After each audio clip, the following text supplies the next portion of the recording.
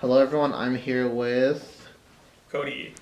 and I see you have your emotional support cinder block. Yes. Does that have a name? I don't remember. We named them, but then we took the hair off of the hats off of them, and now I don't remember which one was which. That's unfortunate. Well, Cody, why don't you tell us a little bit about like what you do and stuff? I don't know what I do. I just do stuff. I don't know. I mean, like you do noise. We've seen that. We've seen you play guitar and like do noise sets. Tell us about that. Yeah, I don't know. I just do it. I'm really bad at being interviewed. I gotta get up there and do stuff. I don't know. What's your preferred method of doing Yeah. things? I just do it. So would you say it's like very just kind of stream of conscious? You don't really like Yes, plan stuff. You yes, just kind of yes. go up and just see what happens. Yeah, So I went to school for music. Uh-huh. I've been playing guitar for like 13 years now, so I have a bit of experience. So it just kind of comes out at this point. I'm very connected to it, I guess. I don't know. So, like, it feels like a part of my nervous system. It's just I get up there and just let stuff happen. Yeah, no, that makes the kind of just stream conscious. Like you don't have to think about it because you're so used to just playing, and then you're just kind of going. Yeah. So then I guess like you mentioned you went to school for music. You've been playing for a bunch. Of kind of what started you down that road? So I started, the first instrument I played was a bass, and that was just because I wanted to like get an idea of like what was happening in music, trying better. And my second oldest brother was in a punk band in high school, and he had a bass. I didn't think he was playing it anymore, so I'm like, hey, can I have that to learn? And he's like, sure. So I did that, and then I got an acoustic guitar, and I'm like, I think I kind of like this better. And then at a certain point, I was listening to this stuff, and I'm like, I think an electric guitar might be more my style, because I really liked all the sounds it could do. And then I picked that up, and then I really liked that, and stuck with that. But in terms of like influences, the thing that made me really want to start doing music was the Swans album, The Seer. Ooh. It was the first time I had like ever heard music that I felt like was made like entirely for non-commercial reasons. And I was like, oh, this is what I want to do. They also did like Oxygen. My first introduction to them was To Be Kind, I think. Yeah. And like the song Oxygen, my friend was like, dude, you've got to check this out. Because I was a huge Mars Volta fan. Yeah. And they're like, dude, if you like that, you might like Swans. And I'm like, you steal all the oxygen. And I'm like, this is so funky. I dig this so much. Yeah. But I get that. Yeah. So that was when and then I don't know, I kind of just screwed around with the guitar for like a year and a half and didn't get very good at it. And then I was like, I should go to school for music. Yeah. And so I did, and it was kind of brutal for a little bit because I was very, very shy and not very good at the guitar, and I had to try and play in a jazz ensemble and Oh, man. like take a solo, and I would just sit there. Oh, and not do no. anything 'cause I was shy. I was like, I don't know what I'm doing. And then I got better, sort of, and I just kind of kept going, and then I stopped and started doing this stuff. Okay. So I guess on that topic of kind of just like not being that experienced and having to learn on the fly, like kind of what advice would you give people who like want to start music but feel like we do? It's like I'm not good enough. Where do I start? Kind of situation. I mean, just start doing stuff. Like The best way to do anything is to just do it. Like, I don't know, like you pick something up and you just kind of, like, it's easy to get in your head about stuff. You just kind of get there and start figuring it out. I don't know. I'm not really sure. 'Cause it's like, I mean, it took me a long time to be able to like start doing the stuff that I was doing. So I picked up the guitar and I'm like, I should learn how to play guitar. And then it was like, learn how to play like A Horse with No Name. And I'm like playing this. I'm like, this doesn't really seem like what I want to be doing. Like that was the thing that drove me to school was I was just like, I was playing all these rock songs and I'm like, this doesn't feel like what I want to be doing. I need to learn like weirder chords or something. So I don't know. It's really, I don't know. I think you kind of just have to pick something up and try and find like what is interesting to you about it, which requires a lot of work because sometimes it's digging through, just whatever in. Kind of just like brute forcing your way through it, right? Yeah. Kind of just spending a bunch of time fumbling until you get there, right? Trial and error. Yeah. Just having an idea of like what it is that you like and what you want to do in your direction can be useful.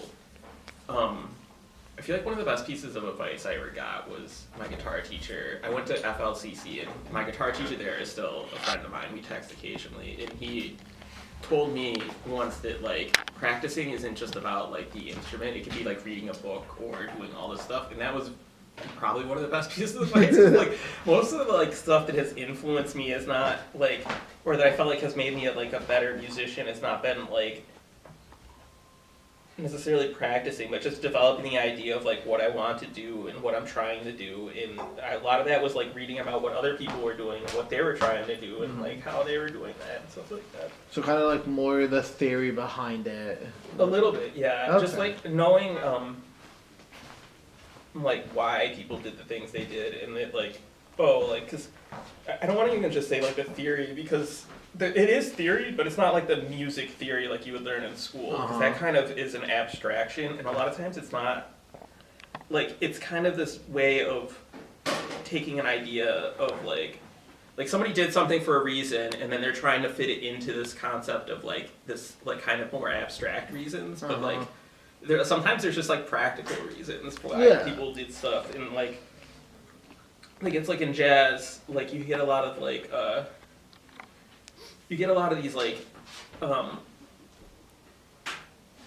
forget what it, they have like these chord progressions that occur in a bunch of songs, and it's because in jazz you solo over these chord progressions, and so like a lot of people will just use the same ones because people have played over them a lot, so they know how they work. And there's a thing where you look at that like abstractly in the music theory sense. There's like, oh, well, it's because this chord is related to this chord and this chord, and it's just like, well, the reason why everybody's doing it is just because they want to, like, there's a practical reason. Yeah. I don't know. I kind of lost my train of thought. No, that's fine. On a kind of similar note, because I think you kind of got into it, what made you choose like the sort of stuff you do now over like regular jazz or anything else? Yeah. You know? So the thing that kind of started me on that path was I bought the Ditto looper, just like this basic one, and just started making like weird little loops.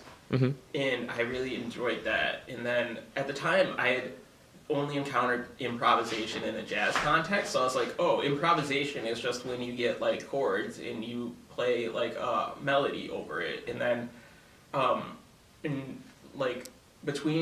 finished up at FLCC and I transferred to SUNY New Paltz, and this summer between that I read a book about Sun Ra, which gave me like a more philosophical perspective on like what I wanted to do, because I was reading about like how he was doing stuff, and I'm like was really inspired by like, because he would have these bands where it would be like some of the best musicians currently playing, and then also somebody who literally just picked up the instrument, and he's just like, yeah, whatever, if you want to play with us, we'll figure out how to fit you in there. And I was really inspired by that, in just like thinking about like, oh, what is it that I want my music to do or whatever, and how do I want it to like interact with people? I don't know, but I started thinking about that, and then I read this book, Improvisation, It's Nature and Use in Music or something like that, by the guitarist Derek Bailey, who's like one of the like first like avant-garde guitar players.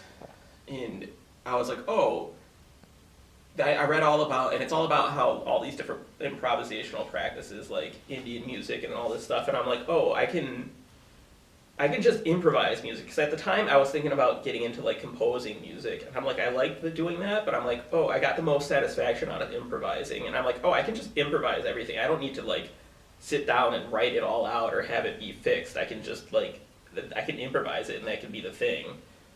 And that was really big for me. And then I started exploring more like improvised music and more like weirder stuff. And one of the big things for me was just realizing that like I didn't have to like,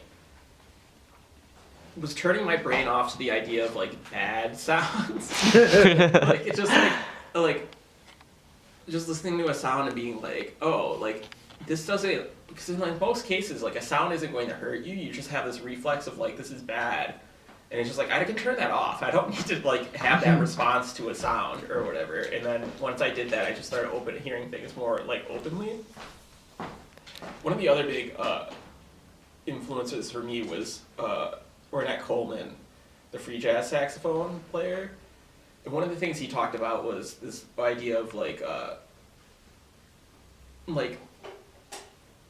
notes as being like a metaphor for people, and like there isn't really a wrong note, like just as there isn't a wrong person, and it's just about like, I don't know, like everything kind of has like a context or a history behind it of like why somebody's playing and why somebody chooses this thing and stuff like that. And like most conventional music, especially in like Western music, has like a very like these are the notes you're supposed to play and you're not supposed to play. It's very conformist. Yeah, and I'm very like, I really was inspired by that notion of like, oh, like each note is like a person and each person has a reason for why they're doing this, and when you like open it up and just let people do whatever they want to do, they kind of like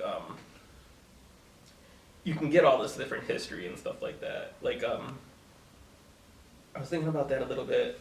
Cameron and I went to this show out in Syracuse where there's this drummer, and he was like doing like he was a percussionist, and he was doing this avant-garde performance with like on like drums and gongs and stuff like that. Mm-hmm.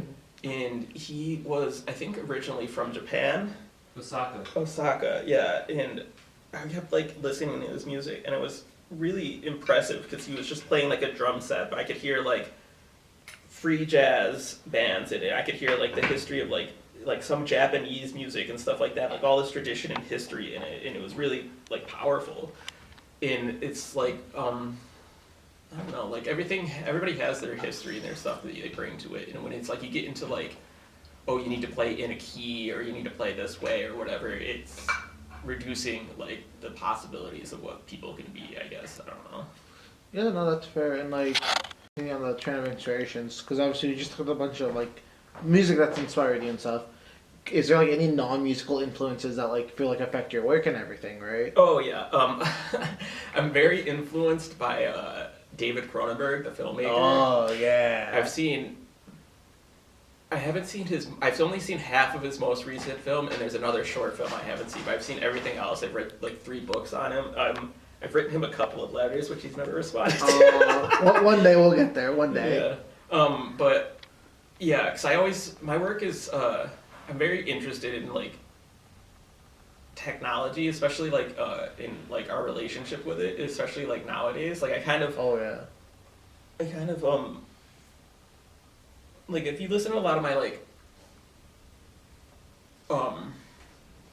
recorded music, it's a lot of like drum machines and it's like repetition and stuff like that. And I like this idea of being like this weird like raw nerve human in the middle of like all this like a kind of electronic and like mechanical music, which is very, I don't know, David Cronenberg. I think a lot about like his imagery and stuff like Videodrome and stuff like that, where he has like the VCR stomach and like the hand that like morphs into it, fuses with a gun, and like that intersection of like human stuff, like that cyborg thing of like human and like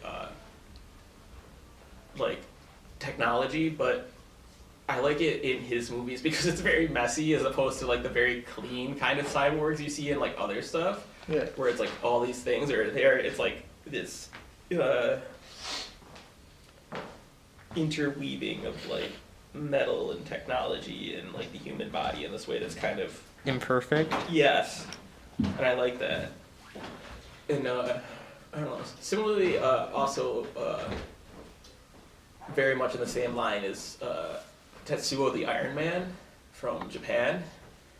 We actually used that for one of our performances as visuals, but I also really like that because it's a very low budget thing. It's super creative and weird, and it was very inspiring to me. I love seeing people do stuff with like whatever they have, and like not living down to their limitations, but like using them to make something that's weird and amazing. Cinder block dust. Oh, just wiping the cinder block dust off yourself. Yeah. So I guess like kind of speaking to that, like kind of being that like low tech, kind of working with it. Like, do you have a story where like you kind of like exemplify that to a degree? Like you had to like figure out something on the fly to make it function. Like yeah, so there was the festival like Avant-Garde Clue, and I showed up one day and the Adam Aratola, who was the person who ran it and like organized it and all that, he just came up to me and he's like, hey, do you want to play a set? I'm like, sure. He's like, if I find you some gear. And so he just found somebody who had a guitar, and he's like, okay, here, and he just gave me a guitar, and I played through their set, and I'm like, I don't know what any of this stuff is. It's like 2 pedals in an amp, and I'm like, all right, whatever, I'm just going to do it, and I still think it was probably the best performance I ever did. Really? It was, I played really hard. Like, my forearm hurt for like 4 days. We're just like hitting your guitar that Yeah, that I think furiously. I was playing really fast or something, but I was just like really tense, and I'm like, it was really cool, and there's no recording. It was really disappointing. I mean, look, you gotta live in the moment and be there, right? There is gonna be recordings for tonight. Yeah. Yeah, so tell us a little bit, what is happening here tonight? What are you doing? We are rescoring Hellraiser, but I'm gonna pan the camera over as well. You can keep talking. yeah, so we're going to rescore Hellraiser, but I don't know, that was the original idea, but we were out here practicing, and I don't really feel like it's as much as a rescoring as it is like a kind of like deconstruction and reconstruction of the Hellraiser movie through like sound and noise. I mean, that's still like fast. Like when you say deconstruct, like through the noise, like what are you guys doing to the audio and everything? Well, so Cameron is running it through his set and is able to like loop it and affect different stuff. I'm just playing along to it. I'm going to have a guitar. I have a guitar and a bass, which I'm going to play, and I'm also going to play some percussion and stuff like that. And so I'm just sort of interpreting and adding my own thing, and then Cameron's adding stuff and playing around with the visuals and stuff like that. And we have somebody here who's also going to be Doing visuals, I've heard. yeah. So the main screen here is going to be the regular movie, and then on the TV wall we're going to have somebody who's like remixing the movie visually. Oh, that's gonna be a lot of fun. That sounds really cool. So like, I don't know if you could give us like maybe kind of like what like equipment or like how are you all doing that, right? So Cameron would be better to ask for technology because I don't really know his gear all that much. Well, no. So We had a whole interview Yeah, with Okay, them. so we- my stuff. yeah. I'm just I just have a guitar and some pedals, and then I'm running them I think into Cameron's sound system, and then I'm going to have a floor tom. I've been playing the floor tom recently, and I've been really enjoying it. Just the floor tom, and then I'm also going to have that metal chair, and that's going to be part of my percussion. Oh, So I guess let's pull away from like the music and stuff that you do, but like kind of the brothers scene, like do you have a memorable moment from it, just being involved or as a viewer or something? I think I would need a more specific, like what So okay, let's just start. What's your favorite moment for as a performer? Would you say? as a performer. Because you mentioned the avant-garde show, Yeah. then you felt like that was your best. Do you have like another one you would want to share? I think the psychic noise show we did last weekend, or the weekend before that was I think the highlight. Both of the psychic noise shows have actually been highlights. But the second one was the highlight because that was one I wasn't really involved in the first one. I was just a performer. But the second one, Cameron and I planned it and executed that entirely on our own, and that was really satisfying to pull off because that ended up being a really like intimate and very cool and unique experience to put together, and I was really glad to be a part of that and be there for that and be able to like. It was really cool to have been able to like build that. It's cool that we have this space that allows us to like do stuff like that. I don't know. It was, Okay. That was really special. And how about one as like maybe an attendee or like just watching someone perform? It was probably my second show here, which was the lineup was literally so my first show was on a Sunday and my second show was the next Monday, and then it was or was it a Tuesday? I think it was a Tuesday. I think it was a Sunday and then a Tuesday because it was really packed for a Monday. If it was a Monday, I don't remember if it was a Monday. I think it was a Sunday and then the following Tuesday. But it was Dick Beats, Tricky Youth, 512, and I think there was another artist, but I don't remember who it is now. It was so long ago. Oh, I think it was KFC Murder Chicks. Yeah. And that was really cool. 'Cause that was like the first time. That was the second time I'd been here, but it was the first time I'd ever been to like a show like that. Like I'd been to like some metal shows and I'd been to like weird free jazz, but I hadn't been to like a kind of like punk weird show. And I just remember feeling like, oh, I think I belong here. I found my people. This is the space that I want to be in and be around. And then I was going after that. I think I was going out to shows here like 2 or 3 times a week. Yeah.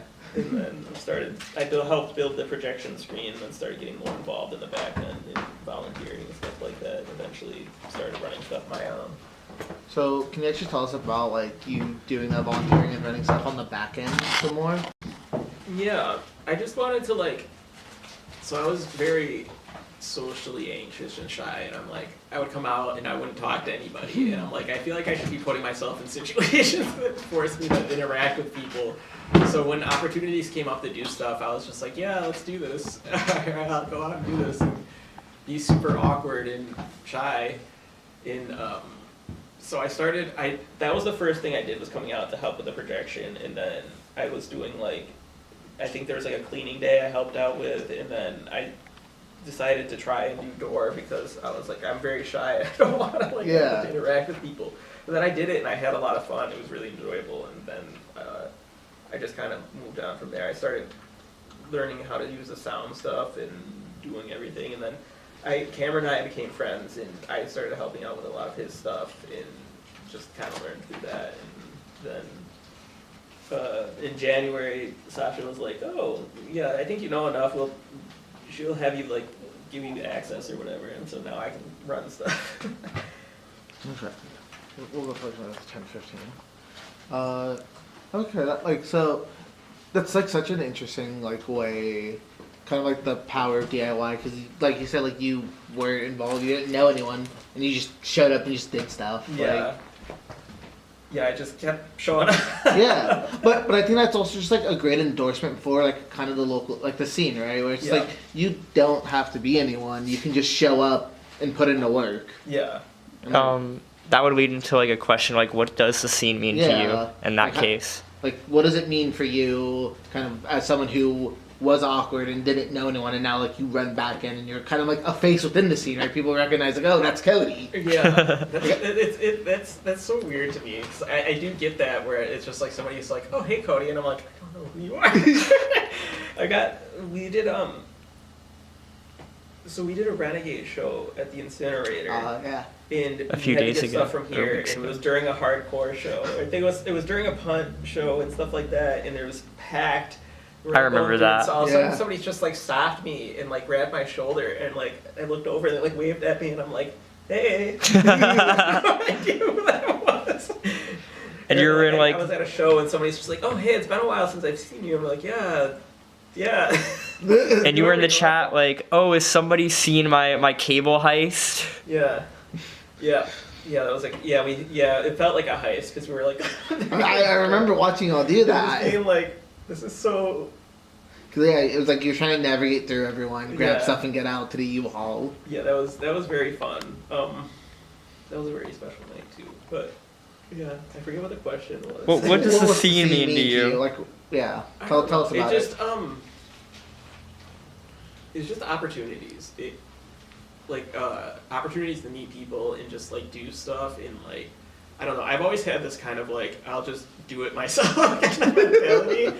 And like that was the thing, is like when I first got out, I'm like, I want to meet people, and I'm like, I was really shy, and I'm like, maybe the best way to meet people is to start like playing music. So I was trying to like play a show, and then what ended up happening was that I met people, and then people liked me, and they started inviting me to play shows, and I'm like, oh, okay, like it kind of happened the opposite of the way that I wanted it to. And then I got like, most of the shows I play nowadays are ones that I run, and I'm just like, of course, if I want to play, I'll just book a show or just come out and do it. And I'm like, and I don't know, I just like that like power over myself, I guess, of like, I don't have to go through anybody to like do a show. I'm just like, okay, Tuesday's open, I'm going to go out there and just play for an hour. Yeah, I remember you did that like, I think like a month or two ago, where you're just like, I'm going to be here for an hour, so if anyone wants to show up, I'm going to be playing. Yeah. You like just stuff like that. But I think that's also like so neat to have that. Just like, yep, we're just going to show up and vibe. Yeah, and like, yeah, it's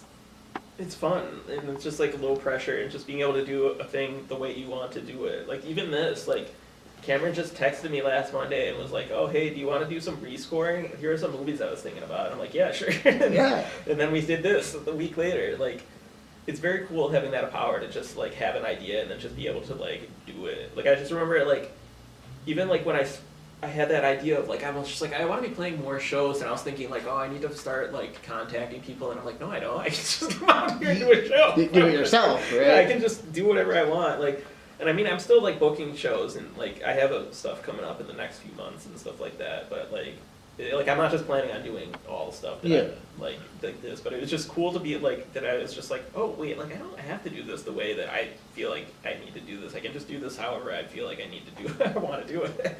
Like nobody's going to stop me probably. Yeah. So you mentioned you have some upcoming shows. Like what do you have in the works? What's been announced? Stuff like that. Oh, nothing's been announced yet.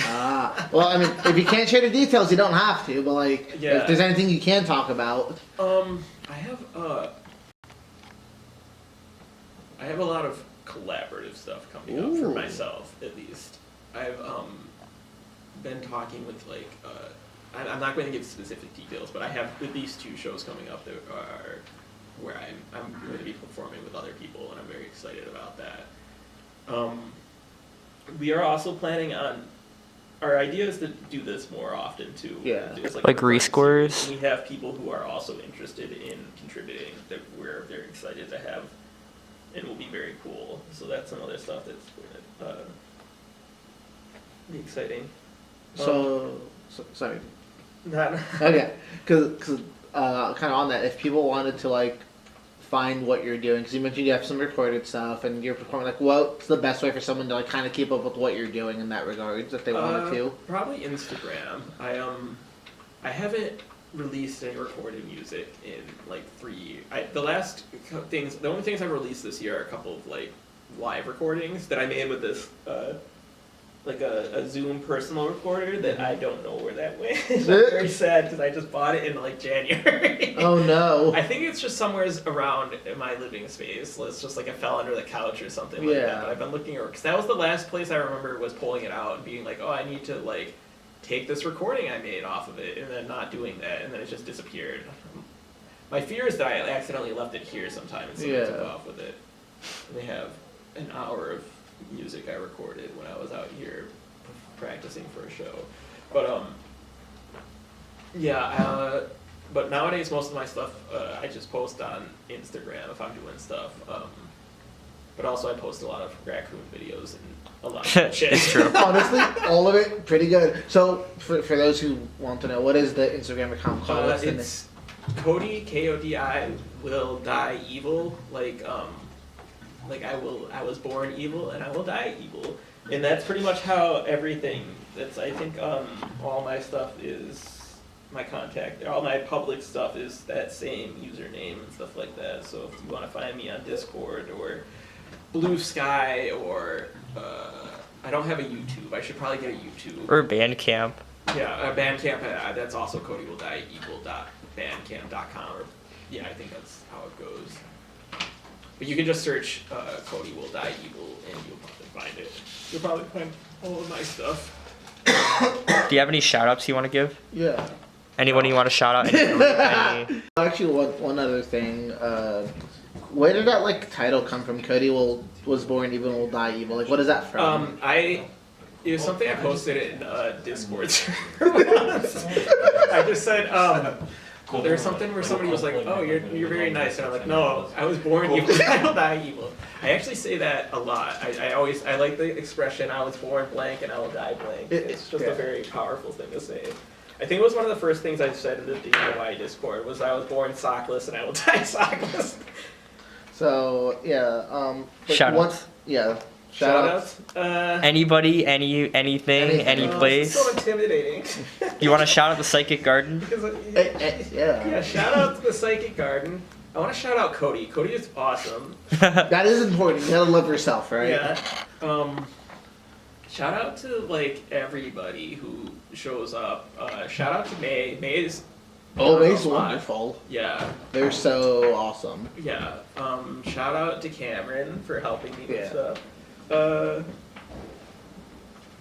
Shout out to Tony for doing visuals. Ooh. Love you, bud. Shout out to you two for interviewing me. Yeah.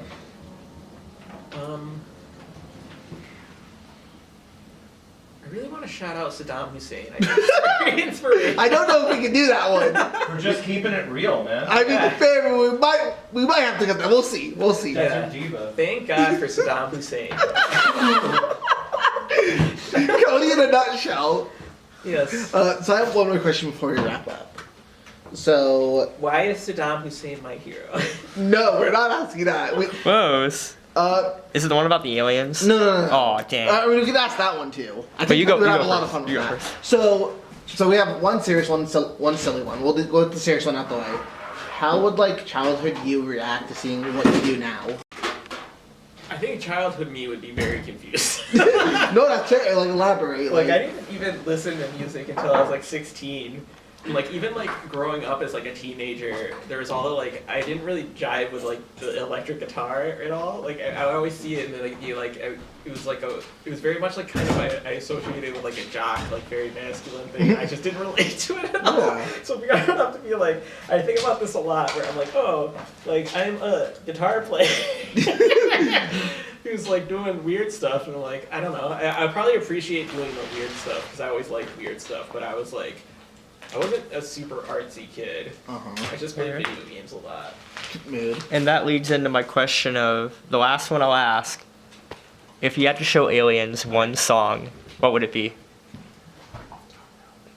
If you had to show aliens one song, Yep, they come to Earth and they're like, show us a song. That's an interesting question because it's like it doesn't necessarily have to be like my favorite song. No. It could just be a song that I think I would want aliens to hear. Yeah. What song would I want aliens to hear?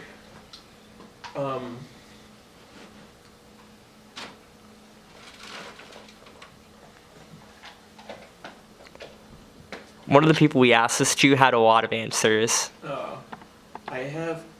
I could just the song that keeps coming into my head, and it's not. I don't think that's the song that I would pick, but for whatever reason, I want to play the song "Sexy River" by Couch, which is about a sexy river. Yeah.